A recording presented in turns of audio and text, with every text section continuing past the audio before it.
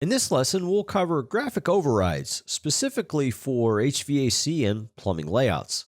Looking at my screen right now, I have an HVAC layout, basically made up of some actual ductwork and some HVAC components, diffusers if you will. Well, before I go into the graphic overrides, let's first of all look in our project browser in the lower left as to where this information is displayed and how it's displayed. So in the project browser in the lower left of your screen, if you scroll down to families, families are basically where all of the preloaded content is stored that you would use inside of your Revit project. And this can be anything, and not just system information, but chairs and desks, architectural information, structural information, depending upon what you're actually doing within Revit. Since we're in mechanical or MEP, I'm going to look for the mechanical or MEP elements, i.e. my duct system. For example, what I have here on my screen. So if you scroll down, you'll actually see the systems are treated just like any other family content member.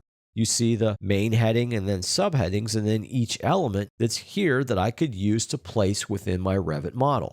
These are examples of the duct systems and my example of the different air components for the systems as they're listed. Each one has properties. So as you click, you could see the properties for each of these components or the system that I'm currently looking at. Same thing for plumbing. If I go down, I have my various plumbing systems and the components for these that I could look at and change. Now, if you wanted to make a modification, and this gets into where we talk about graphic overrides. But generally, if you want to modify anything here, for example, with this exhaust air system, technically, I would want to duplicate this.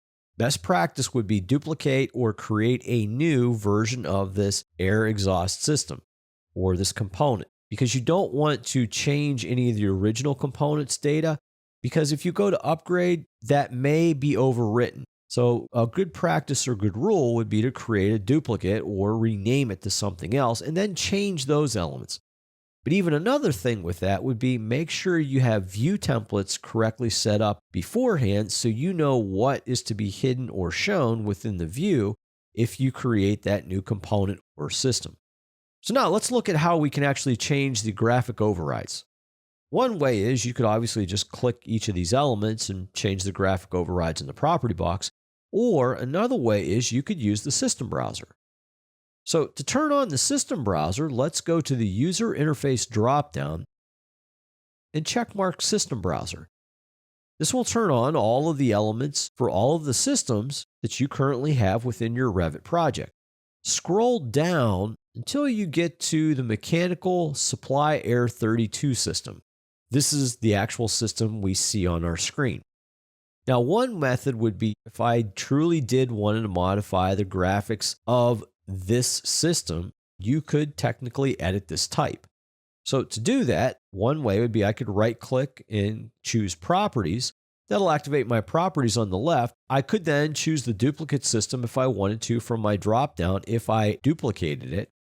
Or if you want to edit this type and change the graphic override, I could click edit type. Doing so will show me the type properties. And again, here you could duplicate this system, supply air, or I could change the graphic override. So in this case, I'm just going to click edit by the graphic override, change the color to red in this example, click OK. Click OK again, and finally click OK again. Now what you'll see is the components of the system, the diffusers if you will, turn red, and the system itself is highlighted in red. Now the color also varies on the individual system settings and properties. But each of these diffusers, if I mouse over a diffuser, I can actually see they're red and they highlight as I click on each one. Now the reversal is true too if you wanted to remove the actual overrides.